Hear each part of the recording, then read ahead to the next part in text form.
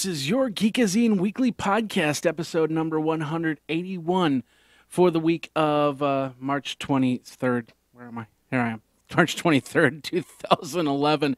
And guess what? We get to talk about Ma Bell, and we get to talk about all that cool stuff that's happening over in the world of technology, because we found that usual scrubby, and we're going to get you all that information right now and a brand new intro. So check this out over on the Geekazine weekly podcast.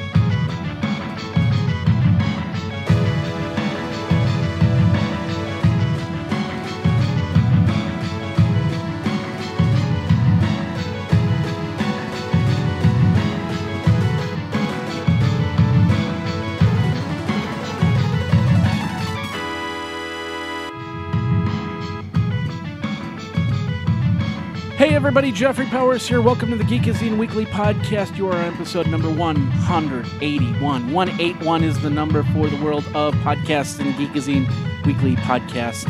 And I hope you're having a great week. I'm having an awesome week. If you heard that, that's the new intro. I finally found the MIDI file that I did for this intro right here. And I decided to spruce it up just a little bit more. And so this is kind of the beginning. This actually the drum beat. I did the drum beat, and I did that like years ago. And so I put it in there, and I put a whole bunch of other stuff in there, and of course the MP3 or the MIDI behind it. So and I sped it up just a little bit. So hopefully you like that. I'll put a little fade out on there. But yeah, that's kind of where things are going. I think I'm gonna have to circumvent the computer distorted guitar for an actual distorted guitar sound, because that it didn't sound right there. But that's okay. That's okay. It's an experiment in longevity, in getting the brand new feel and look over at the Geekazine Weekly Podcast, because we're doing a lot more over at the Geekazine Weekly Podcast. I'm going to tell you something. It's been a wild and wacky last week. Of course, last week I tried to do the show, and the interweb went down hard, and I was out of commission for about a week. And I talked to the folks over at Charter, and I said, "Hey, what's going on?" And they said, "Well, you know, we're fine now. What's going on your end?" So I don't know what's going on with my D-Link router. And hopefully it's not going to cause any problems today, because this is the first time I'm actually using it on a full stream. But I'm wondering if the update to my D-Link router, I actually updated the 2.0 version, which was issued back in 2010. And I all of a sudden, ever since I put on that 2.0, it just acts a little bit weirder than before. Then again, the hard drive inside, this is a D-Link 685 model, so you put a hard drive inside, you can have network storage. I also noticed that the hard drive is acting a little funky, so I'm wondering if that hard drive is just kind of ready to go, and I can actually hear a small little whine in the hard drive, so it's probably that. But we'll see what happens. We'll play with it. And hopefully anything will go, and now in English, hopefully anything won't go down right now. If it does go down, I had the backup recording on the computer, and of course I will just continue. So if the Ustream does happen to pop down, just hold on a little bit and we'll get it back up there and go from there. My name is Jeffrey Powers. If this is the first time you've come to the Geekazine Weekly Podcast, thank you very much for coming. We record this on Tuesdays for publication on Wednesdays. Actually, about Tuesday evening, depending on time frame. The last week was horrible on time frame because I just had other things I needed to get done, some meetings I did.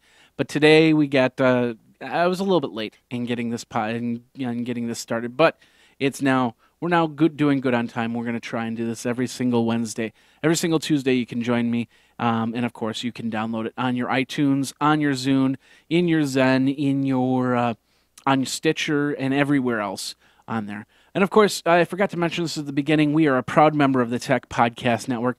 Go over to www.techpodcast.com, and you can find out all cool member shows. It's over 150 shows, which reach about 20 million listeners, both listeners and viewers, a month, which is amazing. And we don't talk too much about the shows over on Tech Podcasts. We don't talk too much about Tech Podcasts, but I do have to take the shout out to Todd and putting together Tech Podcasts, putting together Raw Voice. If it wasn't for the fact of Raw Voice and Tech Podcasts, I would have no idea what I'm doing and how my stats are doing. But I can tell you right now, we're not only are we big in China, but I'd like to welcome the new listeners and viewers over in Ghana. Yes, Ghana. I now know that somebody in Ghana has actually downloaded the show and watching or listening. I think it's listening. Yeah, it was the audio version. They listened to it in Ghana. So welcome to the person in Ghana. Of course, you can send me an email, geekazine@gmail.com. Say, hey, I'm listening. I'm right here in Ghana. And, of course, you can call me at 608-205-4378, not the telemarketers. And I don't get this. The telemarketers have been calling 608-205-4378 with the recorded messages. Now, two things about that. First of all, the recorded that number's on a do not call registry list, which means that if you call and you give me a business proposition like these guys have been doing, you're doing it illegally. And I've had this on. I think I've had this on for a while now. It's more than 3 months, which is the. I think it's 60 days that you have to stop calling. And it's been more than 60 days. That's for sure. And they're starting to call, and they're doing the recorded messages. Now, ladies and gentlemen, that's the second part about this whole thing is these recorded messages are technically illegal. Nobody can call you with a recorded message. At least that's my understanding, unless laws have changed. Nobody can call you with a recorded message for a telemarketing scheme. Now, if you owe money to a credit card or something like that, yeah, they can call you 5 times a day. I found that out the hard way with one of my credit cards. Even though you can call them and you say, I'm going to pay it tomorrow. They'll still call you 3-4 times a day, and they can do that, and it's not harassment, which is really weird. But anyway, the whole point is these telemarketers are calling, and they're saying, I'm glad I caught your voicemail. And it's like, you don't want to talk to me directly, first of all, which is kind of stupid. But secondly, I would never respond to somebody who sent a voicemail. And press 1 for this. It's like, it's on a voicemail. How can I press 1 if it's on a voicemail? So some people, I don't know, some people are crazy in the head, and they think that this little scam works. But ladies and gentlemen, I'm going to find out the law, and I'm going to tell you something. These numbers, which are getting recorded, which have to go back to a certain source, will be found. Now, I know there are some sources out there that do proxy number spoofing, which basically number spoofing, it used to happen. Somebody would call you, and they'd say, yeah, this is so-and-so from accounting. Can you transfer me over, or can you do, and they do something on the phone, some special key combination that you then forward it. And then all of a sudden they can dial out from your number, and they dial out on your number. It's amazing. And that used to be a scam like 10 years ago. And I thought they had that corrected. Maybe they don't. Of course, I haven't been. I've been inserting myself on the PBX front and on the IP telephone front a little bit more lately, because I've been dealing with a lot of stuff. If you don't know, I've actually been working with Altiva in the last couple weeks, and I talked about this a few weeks ago. They gave me an IP telephone, and last week it stopped working, and I got onto tech support with them, and we talked about it. But basically, it's about unified communications. It's about being able to get voicemails when you're not at home and you're not in front of your phone. It's about calling from your phone when you're not at your phone. And I've been using that. I used that for a couple weeks. It was great. It still is great. And so I'm going to be writing a big article about that very, very soon. But ladies and gentlemen, if you're in a small business, that's where we're kind of gearing, I guess, now. Small, medium business. You might want to check all this stuff out, because it's just amazing what they got out there. So anyway, we got a lot to talk about in the show. This weekend, if you are in Milwaukee area, I will be going to the Midwest Gaming Classic on Saturday. That's the plan, Saturday or Sunday. I'm hoping to be there Saturday. I can be there during the day, and then, of course, I got to come back for some other stuff that I will be doing. But I'm going to try and make it to the Midwest Gaming Classic. So you can find me. I'll be walking around with the camera and with a microphone, and I'll be getting video from that. I want to point you in a direction. I'm not the biggest business person out there, and I know this. I really know this. And I want to point you, if you're starting yourself a small business, and this is not paid because this is a nonprofit organization, this is not a paid ad or anything like that. It's just a recommendation to check this out. This is SCORE, and it's found over at score.org. And what it is a series of retired business people that either they're professors or they've actually run businesses before, and they give you some information. They help you find your business. I have no idea why that's up there like that. Let's just close that. There we go. Anyway, score.org is where it is. And you can check that out if you're building your business like I am. I came to the realization that, we're on the third year, the third and 3.5 years of Geekazine. And I need to bring things to a new level. And one of the things I've tried in the last 6 months was asking people, hey, do you want to, actually, last year and a half, you want to come on, you want to write for Geekazine? Right now, we can't pay you too much, but I'd like to have some people to write. Frank came on, and he's been doing a great job. And I really want to start giving Frank something back, and I really want to start giving other people something back. The first thing I need to do is I need to figure out where I can get some money so I can go from there. I need to upgrade some of the equipment and reinfuse in Geekazine, especially because of the fact South by Southwest was a flop, because part of it was because I didn't have the money to cover the stuff that I wanted to go to. Blog World, now that they split it in two, is going to be tougher to do because one ends in New York and the other ends in Los Angeles. And I just don't know why these places don't hold it in a place like Chicago where the prices are a little bit cheaper. Not for them. They have to fly a little bit more, so maybe that's it. But they have to fly to New York anyway. So it just is, in a way, it doesn't make sense to me. But I have to fly out there. And it's a good opportunity to go out to New York because there's a lot of things out there to do in New York. It's the media capital of the world, or of the United States at least, mostly the world. But I have an opportunity. I have a reason to go out there. I'm planning to go out to New York for Blog World.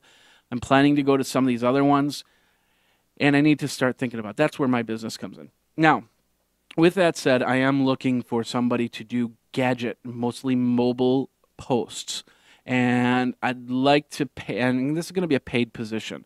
And yeah, Frank, if you're listening, I'm going to try and get you something for your time as well.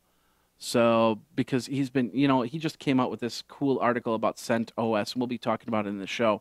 And I want to give back to the people here, so we can get more posts, so we can get more traffic, so the cyclic redundancy happens. Cyclic redundancy, that's the word I was looking for.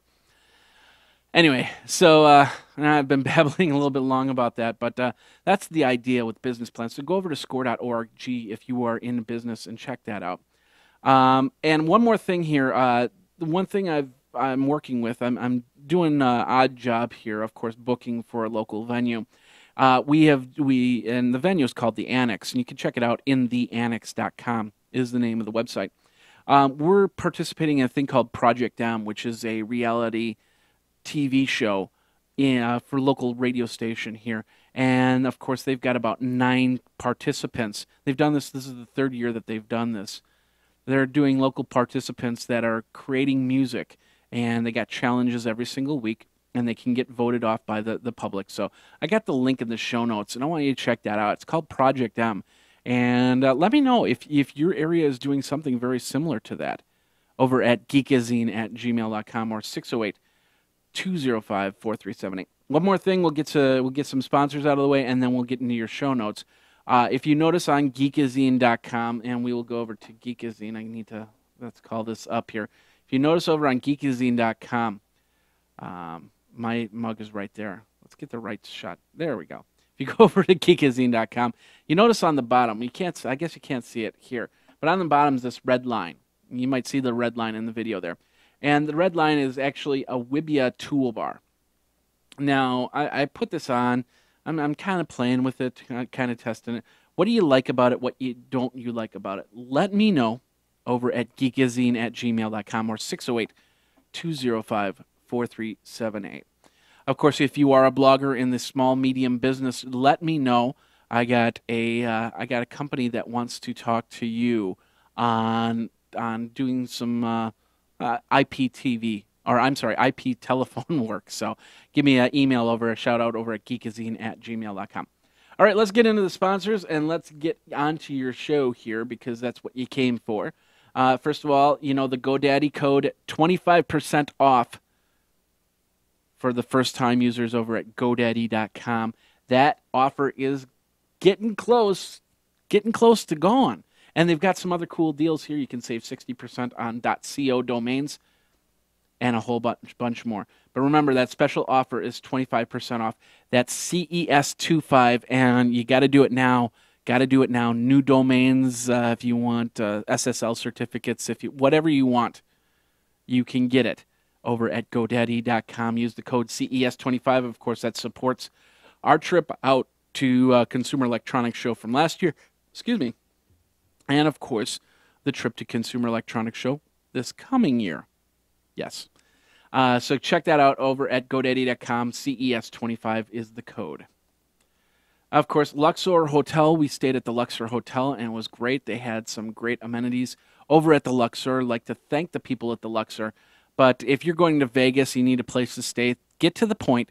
Rooms as low as $40 a night. $40 a night over at Luxor.com. And, of course, you can get some extra stuff like the $20 off at Tender Steakhouse and Seafood, complimentary admission to Cat House, and 25% off retail purchases. And that promotion runs from March 22nd to September 30th. But remember, go to Geekazine.com, click on the ad, and that gets you to the point, which is Luxor.com. And, of course, you can stay in a pyramid, which not many people can say that they've done. All right, backing up now, backing up often, backing up off-site. And I got some great news for you, folks. I don't think I talked about it on the podcast yet. 15%, we upped it to 15% off. 15% off that already low price.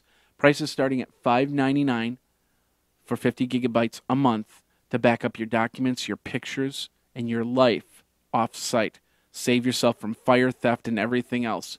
And that's over at Mozy.com. So go over to Mozy, use the code GEEK at checkout, and that gets you an additional 15% off that already low price. So back up now, back up often, back up off-site. And, of course, Audible.com. Get yourself a free audiobook.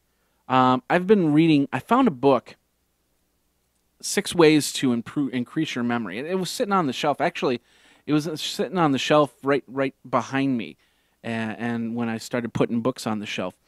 And I completely forgot about it. And it's like, I got to find this on Audible. So I didn't really look. I want to look. That's going to be my next purchase on Audible because it's going to help me remember things a little bit better. Anyway, go over to audiblepodcast.com/CES, audiblepodcast.com/CES, and get some of those great books. I love to read and listen at the same time.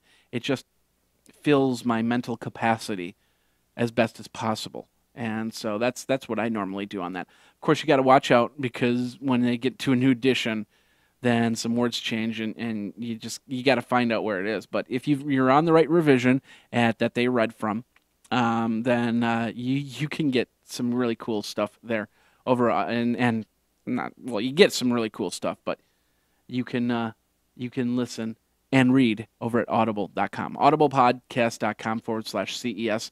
Of course, that helps Geekazine out there. Of course, check out all the cool Snorg tees. I'm going to be getting some new ones. I know I'm going to be getting this winning one and a couple other ones. They came out with the new ones, the Legendary, the Zombie Food Pyramid, and the Alderaan 5-day forecast, which I don't know if you noticed this, but the last 2 days of Alderaan are gone. I suggested a couple over to Snork Tees. I haven't heard back if they're gonna use my ideas, but if they do, I will let you know, of course. So, and then of course Wirecast. If it wasn't for Wirecast, we wouldn't be doing this show like this. I'd be sitting in front of a webcam looking all funny, you'd see me scratching my head all the time and wondering why I'm scratching my head because I don't know what I'm doing.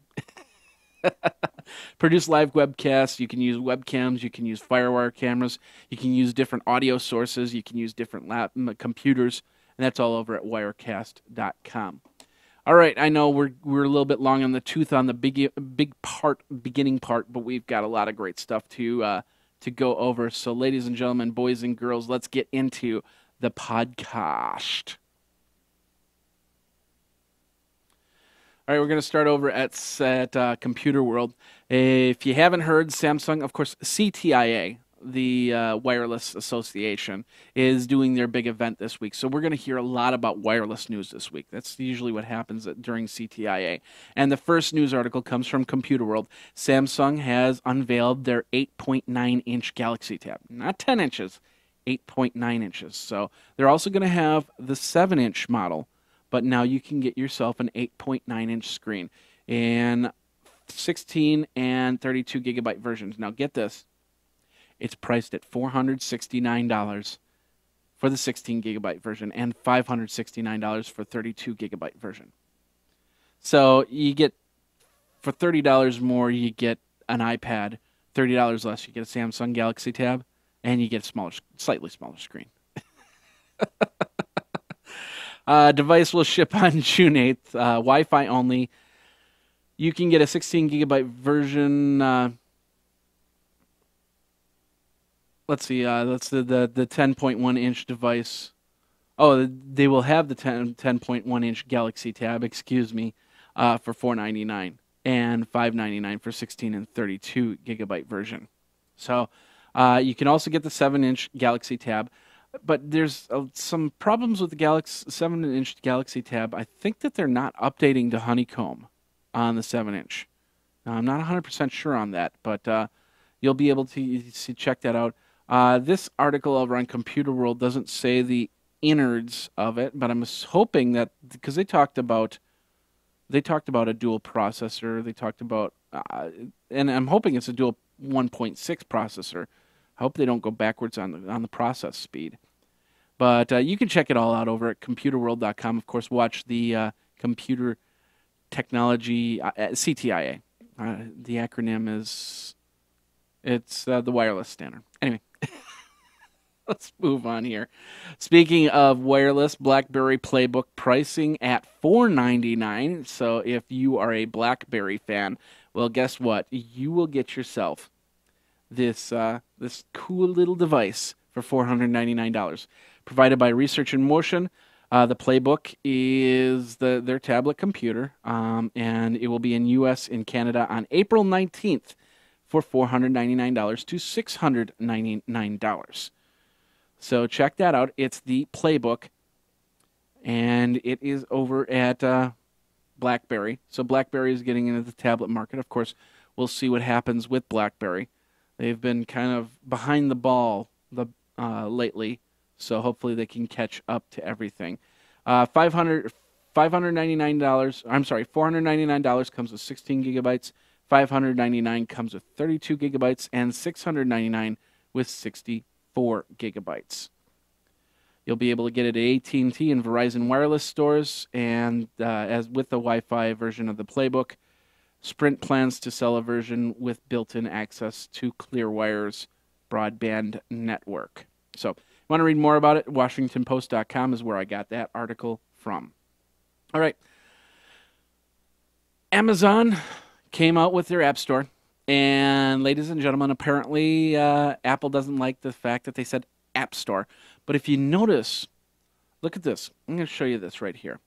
Take a look at this. We'll zoom it in a little bit and bring it down. This article, I'll back it up a touch. There we go.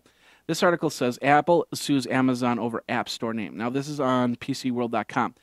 Everything that I've seen says App Store as one word. Now, if you look down here,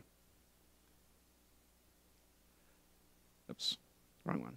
If you look down here, right here, it says App Store for Android on Monday. So where did it go? There's my mouse. There you are. App Store for Android on Monday. And you notice how they say App Store. A-P-P-S-T-O-R-E. It's not 2 words, it's 1 word. Apple's App Store is 2 words, if I remember correctly. So, first of all, let's talk about the fact that common words, App Store. Does Apple have the right to the word App Store? Can they have a trademark to App Store? Because I'll tell you something. I can build a business right now that has nothing to do with technology, and I can have an app store. And there's nothing that Apple can do because the trademark doesn't cross over like that. It's kind of like that whole Mighty Mouse thing. Apple had the Mighty Mouse, and then of course there was that medical Mighty Mouse, and then of course there was Here I Come to Save the Day Mighty Mouse. Now all 3 of these, there are only 2 issues about trademark infringement, and that's Apple's Mighty Mouse and the medical Mighty Mouse, which they had the name Mighty Mouse before Apple did. And I don't, that was a trademark on the name. And so, but you're saying, well, Mighty Mouse has been around for a long time. Yeah, but it had nothing, that Mighty Mouse has nothing to do with technology.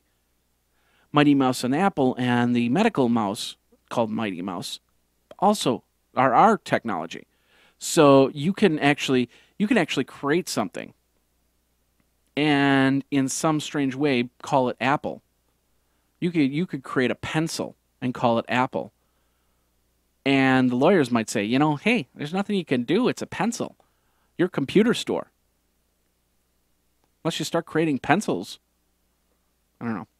Anyway, I don't know all the legal mumbo jumbo on all that, but that's my understanding on that. You take away what you can, but the bottom line is there is an app store for Android and there's an app store for Apple.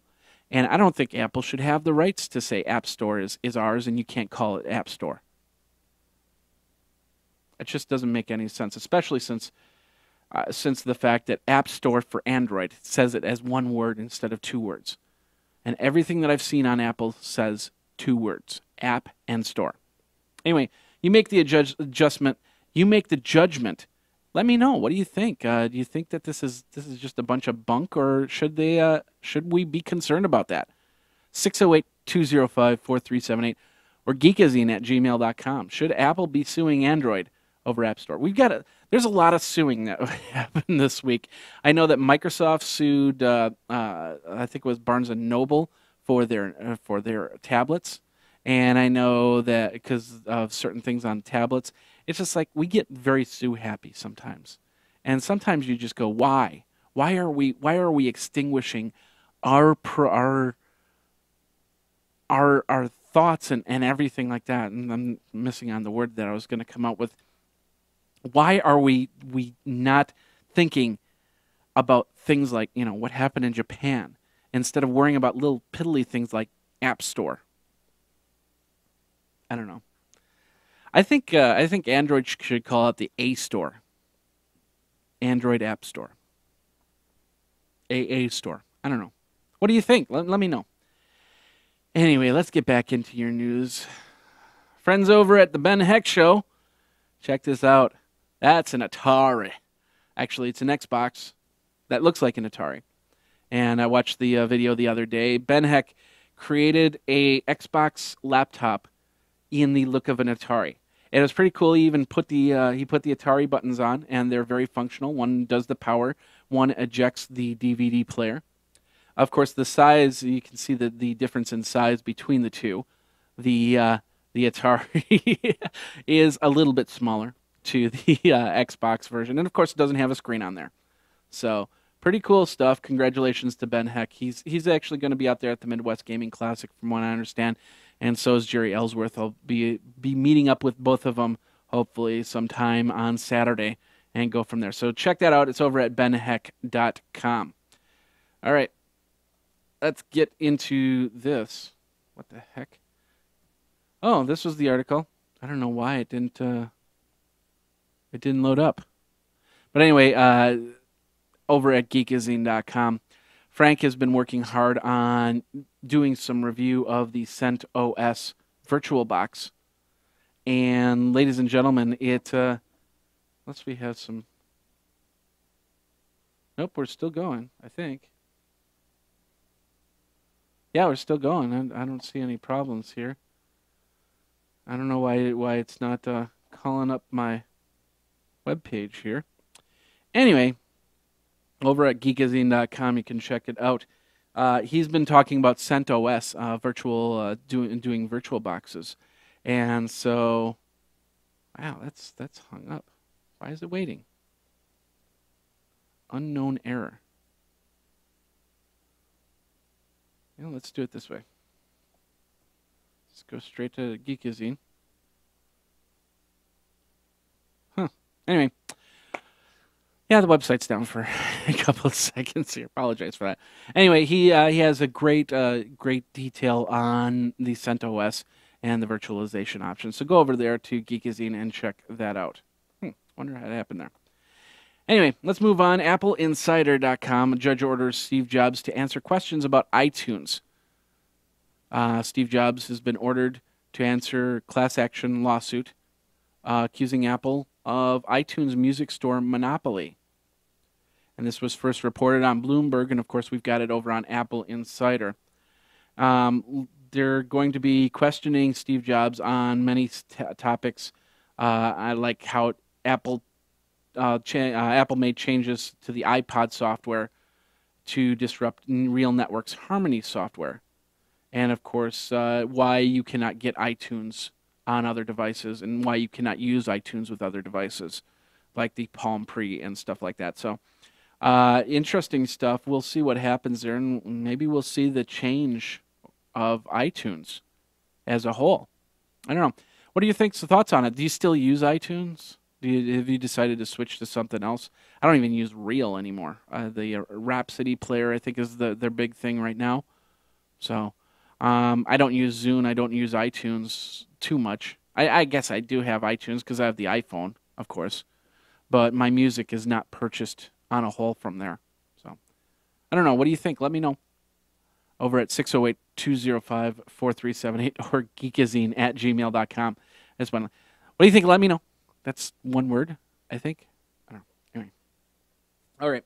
Let's get back into the news here. And I'm still wondering why my website didn't come up. But, yeah, it was probably just an anomaly for the second here. Sprint's bringing some updates to the Epic 4G and Samsung Galaxy Tab.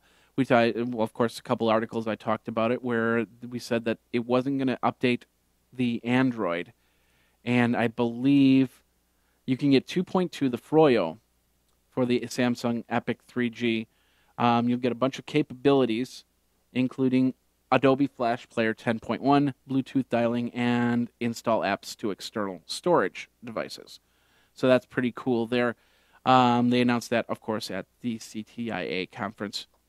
And so if you've got a Samsung Galaxy Tab or Epic 4G, it's time to do some updating.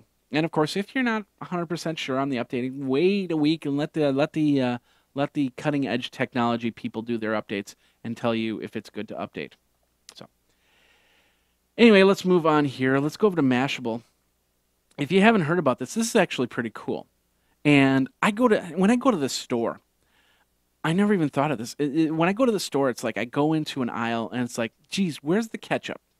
And so I go to the end of the aisle because they'll have like pieces of paper hanging on little chains. And I'll look it up and I'll say ketchup and it says aisle 3. Well, wouldn't it be cool if you could put ketchup? I'm in store X. Excuse me. I'm in store X and I'm looking for ketchup. And it gives you turn-by-turn directions to the ketchup. That's what this iPhone app is about. Meridian is the name of the company, and it's an indoor GPS system where you can find, and this is more than just stores. You can, if you're in a stadium, you can find out where the bathrooms are, where the concession stands are. If you're indoors somewhere, they can map it out, which is pretty cool.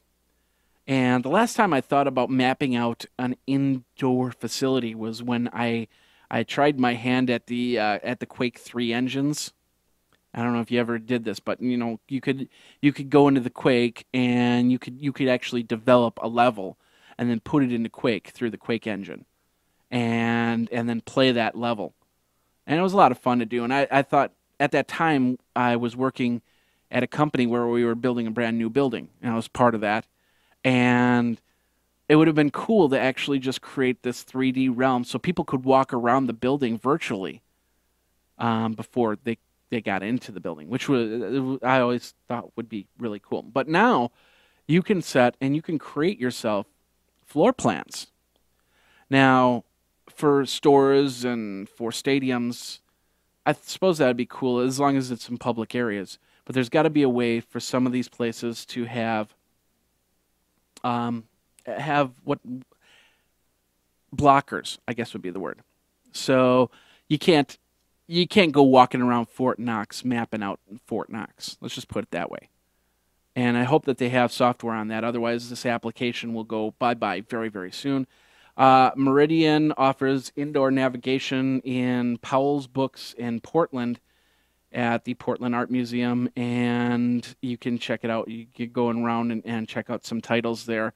And, of course, more places coming very, very soon. And I'm assuming they're going to be looking for people around different cities to do mappings of different places.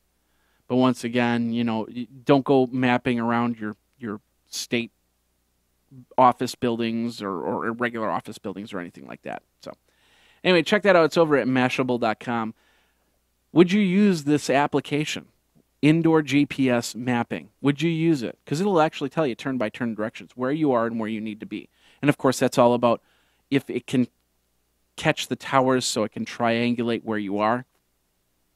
Let me know. Geekazine at gmail.com or 608-205-4378.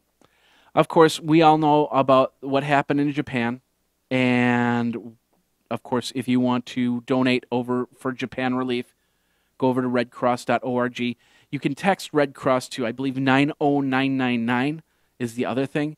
But I'm going to be doing this halfway point. I just realized I didn't put it into the into here. I'm going to try and do that as I'm talking, and that is don't go through the emails.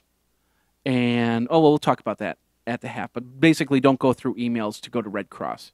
Just go to redcross.org and donate that way, and that way you know that your donation is going straight to them. So anyway, let's get back in here. Ars Technica has a good article. Of course, I talked about this once the earthquake happened. A lot of technology is affected, and what they're calling Moore's Law. If you don't know what Moore's Law is, it's basically how we move forward in technology, and in a nutshell.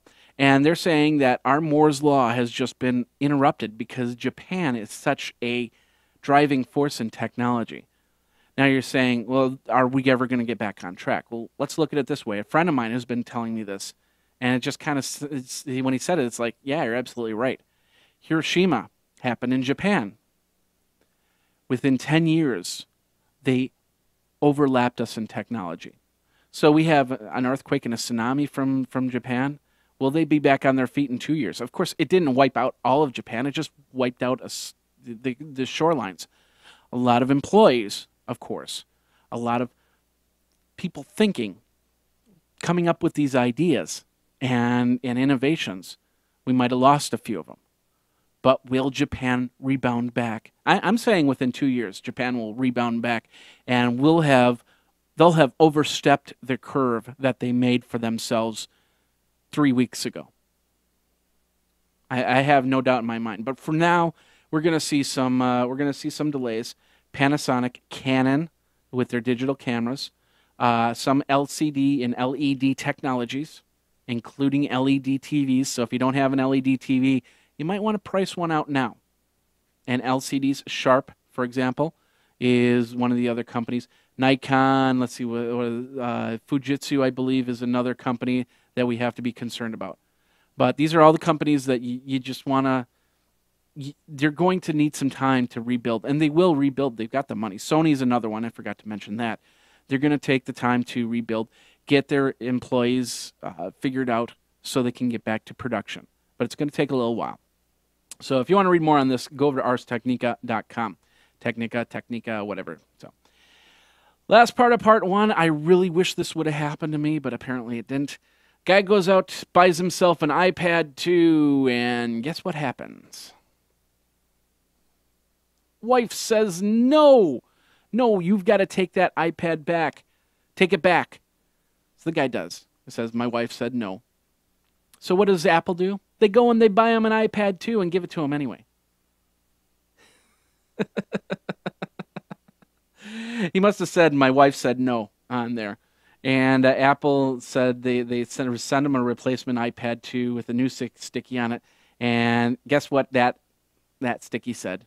Apple said yes. Well, feel good. I feel good on that. Apple, hey, my wife said no to an iPad 2. Can you send me one too? I'll give you my address. Ladies and gentlemen, boys and girls, children of all ages, that does bring us to the end of part one. A little bit long in the tooth, like I said before, but we're going to catch up in part two. We're going to be talking about that, what's going on over at AT&T and T-Mobile. Of course, the question of the week is the thoughts on the AT&T T-Mobile merger. Are you for it? Are you against it?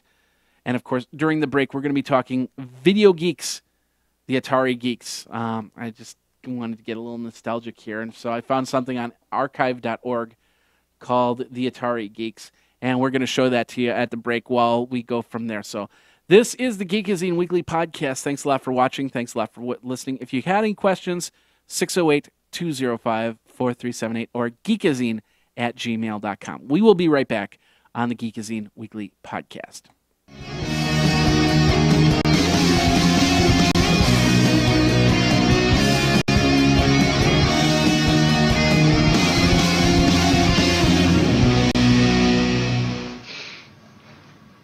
Yes. Here we go. Here we go now. Here we go now. 1, 2, 1, 2, the Atari crew. We're geeks. We're geeks. Here we go now. Geeks. Yo. Hello.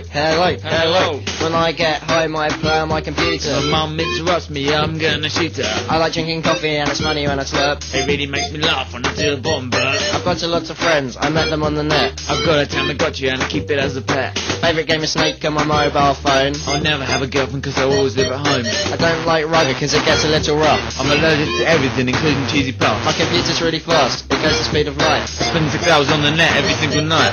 I'm not popular at school, I often get a decking. But that's okay cause I've got friends when I go start drinking. I like to work on maths problems hour after hour. I got a boner over boys standing in the shower.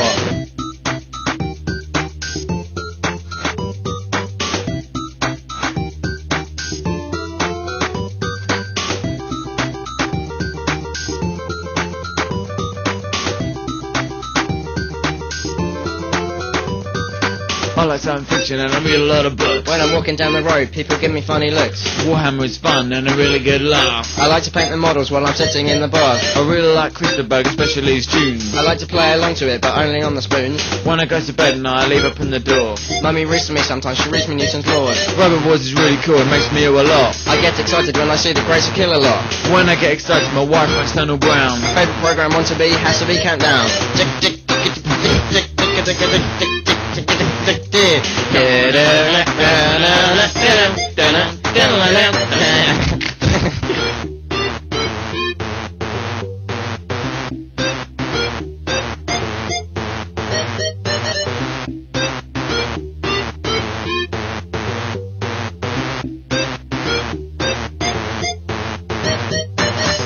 We're geeks forever.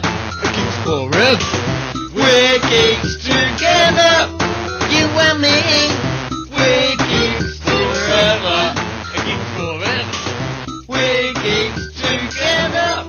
You and me. We're geeks. We're geeks. We're geeks. Stupid geeks. Geeks. We are geeks. Stupid geeks. I like maths. You like computers. We are geeks. Really geeks. Gay. You are a geek. Stupid geek.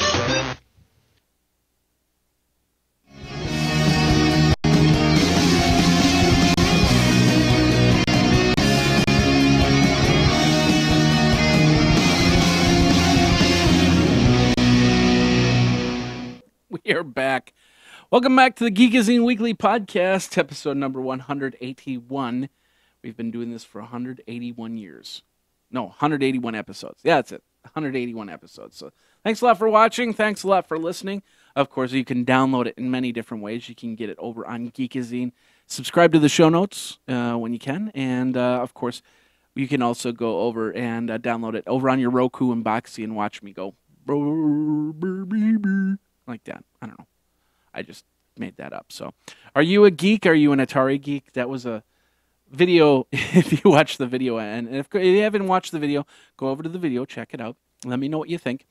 And, of course, give it some stars over on whatever device you're watching it off of. The Atari Geeks came from 2004, and it's on the Internet Archive. And I think it came from extremefunnyhumor.com.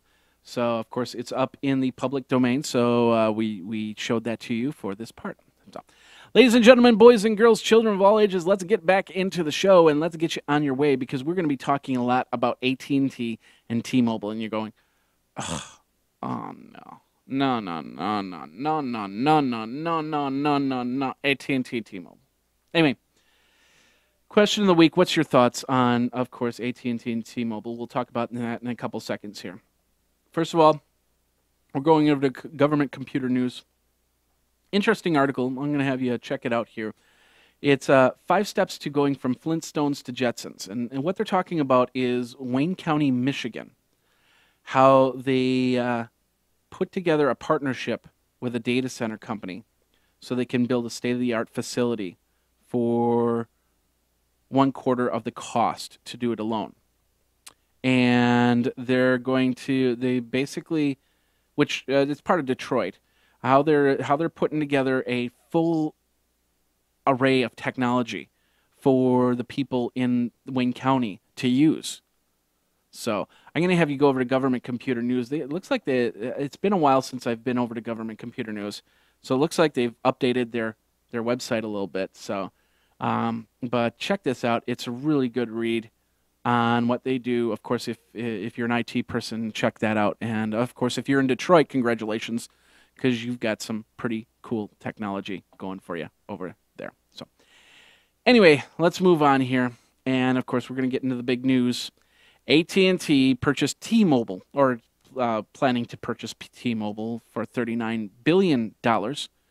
Of course, AT&T is number 1 in carriers, and T-Mobile is, I think it's number 1. Number 1, number 2. I didn't even look that up. I don't know why. I just assumed it was number 1. Silly me. Anyway, T-Mobile is definitely number 4 out of the carriers. So this merger might mean that there is unfair advantage, monopoly, whatever you want to call it, and that's what this article is coming through. It says in the article over on Fox News, it says the return of Ma Bell. Now, ladies and gentlemen, first of all, there is no way I would consider this a Ma Bell return. But, you know, you got to catch some headlines, and that's a good way to do it. And, of course, it caught my eye, and, yeah, I reported on it. But they're talking about, at the CTIA Wireless Trade Show, of course, they are very up in the arms because of the fact that AT&T is looking at T-Mobile. And it's really kind of funny if you think about it, because T-Mobile has been running those commercials with the girl standing there and the guy with the iPhone with the AT&T network and saying, yeah, we're slow. You're slow. And now all I can picture in my head is the AT&T, the AT&T guy starts looking at the T-Mobile girl, and they both kind of lock eyes, and then next thing you know, they're embraced, and we've got the da da da da da da da type music. Yeah, it's gonna happen. It looks pretty good, like it's going to happen. A lot of people are saying, oh, yeah, it's monopoly. Yeah, AT&T is getting back into monopoly. Well, guess what? T-Mobile, you had Verizon, you have AT&T, you have T-Mobile, and you have Sprint. Now that T-Mobile is out of the picture, if this goes through, AT&T and T-Mobile, then there's 3. And then you got the 4th one. What is the 4th one? Well, most likely it's something like U.S. Cellular. And then all of a sudden you got 4 again. There's no monopoly here. Verizon is matching AT&T step for step. So I highly doubt that that's anything in that aspect. In fact, let me show you here. First of all, let me show you. Let's do this one first, and then we'll go over here. This is an article I found while I was doing some research on this. This is over on connectedplanet.com. This is carriers. This was from the year 2000. Now let's zoom you in here a little bit. Too much. Let's bring it back. There we go. Top 10 wireless carriers from November 30th of 2000, 10 years ago, and a few months. Number 1, Verizon. Okay, that's fine. That's fine. Then we go down to number 2, Singular. Well, Singular and AT&T are the same thing, but not back then, because Singular was separate from AT&T. Number 3, AT&T Wireless, which ended up technically merging Singular back in. All right. Number 4, Sprint. Well, Sprint's there. Now it's number 3. Well, that's pretty cool. Number 5, Nextel. Well, gee, didn't Sprint buy Nextel? Yeah, Sprint did buy Nextel. So number 4 took number 5. Next one is Altel. Well, who took Altel? Verizon took Altel, if I remember correctly. So number 6 is number 1 now. Then we have VoiceStream. Now, you might not know what VoiceStream is on number 7 here. I'm going to tell you, VoiceStream is actually T-Mobile. It was first called VoiceStream, then it became T-Mobile, and now that's going to get owned by AT&T. Number 8 is U.S. Cellular. And number 9 is Western Wireless. Now, I don't know if Western Wireless is around anymore, because that was not in my area here. But I know U.S. Cellular is in my area. It's in the Midwest area. And then, of course, they have Dobson, which was the last one. And then they have some other ones, Quest, CenturyTel, PowerTel. Now, you see the pattern here? A lot of these companies were snagged up by either Sprint, Verizon, or AT&T already. So, yeah, AT&T is going to pick up T-Mobile, which is the number 3 carrier. 3 or 4. It was 4 carrier. So, now we just need a new number 4. So, somebody step up, and they've already done. So, we've already have a number 4. That's how it works. I don't see this as a lot of people and where they're going, oh, it's a bad thing. In fact, I was just talking to Mike Rotman over Facebook, and he said, oh, my goodness, as a businessman, I can see how this is a great thing, because AT&T just basically bought a 4G system is what they did. But he goes, as a T-Mobile customer, I'm really upset. And I go, well, what are you upset about? And he goes, well, I like the way that they ran their customer service. Their customer service felt like an old mom and pop shop will do for what we can for you, which might have been one of T-Mobile's downfalls. We'll do what we can for you because we have a limited amount of people. Once our numbers start to grow, we're not going to be able to run that business model anymore. Or maybe they have had some plan to do that, so when they did get big, that they could still do the same type of service. And maybe AT&T just bought that and is going to improve their customer service. Possibilities? Yeah. Probabilities? High or low. You make the decision. But the bottom line is this. If AT&T gets the okay to purchase T-Mobile, they'll have purchased their 4G system, and they'll still be in the same place that they are right now, because there'll be a lot of T-Mobile people that are going to jump ship.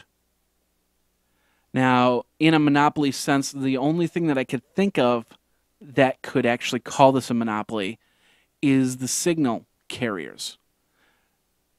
AT&T and T-Mobile are GSM carriers, whereas Verizon and Sprint are CDMA carriers. Just the protocols used behind it. So AT&T bought out the GSM area. That could be seen as a monopoly. Possibility. There. Highly doubt it. Highly doubt that that's going to be there. Now I'm going to go over here to this article over on Fox News. This article was on Fox News. Let's go over to the other article over on Web Pro News. And of course, it's Verizon. Verizon saying, well, first of all, they apparently they had an article that somebody called Dan Hesse and said, "Hey, did you hear that AT&T bought T-Mobile?" And he kind of fell out of his chair. Well, now Verizon, in some ungodly act, I don't know why they even thought about saying it this way. They said, "Nah, we don't Sprint. We're not going to try and get Sprint. It's just not going to happen." and, and this is over on Web Pro News. Of course, you can get it on the web too. But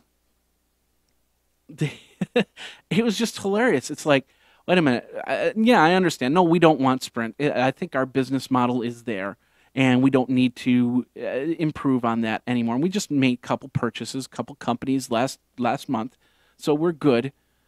And maybe down the road we'll take a look at it if it needs to be. But right now we don't see the advantage. That's not how it came across here. It's like Verizon just said, "No, we don't want Sprint. We're not interested in Sprint. We don't need them." These are the words from Daniel Mead, who told Reuters, "We don't need them. Yeah, they're just a company." So anyway, if you want to check that out, it's over on webpronews.com. What are your thoughts? Do you think it's a good or a bad thing? You might think on a business end, it's a great thing, and you might think on a personal end, it might suck. Maybe in 6 months, AT&T will realize, hey, we're doing this all wrong, and T-Mobile was doing it right. Let's adopt their models. Probability's there. Possibilities there. Probabilities high or low. You make the decision. Let me know, 608-205-4378 or geekazine@gmail.com. All right, last part of part 2, and we'll get you on your merry way in under an hour here. Check this out. Now, when we were at CES, we got to see this thing from Arcimoto, an energy-efficient way travel back and forth. Well, apparently in Tokyo, they're already running something very similar. This is called the Campania T-Rex, and it's a tricycle that's turbocharged. Whatever that means. It goes from 0 to 60 in 3.92 seconds. It retails for about $81,000, and the Arcimoto that we showed you at CES, they had it for somewhere around $18,000, $15,000, and they're still looking for ways to slow it down or get it at a better price. Of course, they have a video right here. Let's show the video from Edmunds. We're showing a little bit of that, and so this is the I'm sorry, this isn't the Arcimoto. This is the vehicle in Japan running right now. But think about that. The way that you travel, you'll have your big vehicle, and then you'll have your little commuter vehicle, and this will be your little commuter vehicle right here. And yeah, it won't be $81,000. It'll have to be like $8,000 or $9,000 to have a vehicle like this that's affordable to the masses. But I've seen a lot of companies that are putting these together. It's not a Segway. It's a little electric vehicle that you can use, go to and from work, and save on the environment. Now, I'm going to tell you something. I'd love to have a vehicle like that, because I drive a big vehicle because I'm a musician. I usually haul around stuff. I just hauled a neon sign yesterday that I wouldn't have been able to fit into a car. I haul around my drums. I haul around other music. I haul around different things when I'm needed to put it in the truck. So I need the truck. But it'd be nice to actually have a small vehicle where I can go back and forth. That's not a bicycle. I don't mind getting the exercise, of course. But it's more of the fact if there's a rainstorm, I'm out of luck. I'm either going to have to bike in the rain or wait till the rainstorm's over. So, would you buy a vehicle like that? Let me know, 608-205. And really quick, the Arcimoto, what Jeremy told me at CES was the roll cage in these Arcimotos can be safer than an actual vehicle. And it can get up to highway speeds. Might still want to wear a helmet, though. I don't know. We'll see. 608-205-4378 is the phone number. Geekazine@gmail.com is the email address. That does bring us to the end of the Geekazine Weekly Podcast. I hope you had a great time. Hope you liked the show. Tell me what you liked, what you didn't like. Send me an email. Send me a comment. And, of course, rate the show. Rate the show, and that'll get you there. Geekazine is produced every single Tuesday for Wednesday consumption, as I say before. We're under Creative Commons no deriv license, which means you can give this show to your friends, and your friends' friends. But if you start selling it, I want my cut. If you sell it successfully, I definitely want a cut. I'll give you a good percentage because I'll be pretty impressed that you're selling my show. I don't know. Anyway, that's it for the Geekazine weekly podcast. Thanks a lot for watching and listening. Remember to let me know about this new intro and what you think about it. So thanks a lot for watching, listening. My name is Jeffrey Powers. Until next week, take care.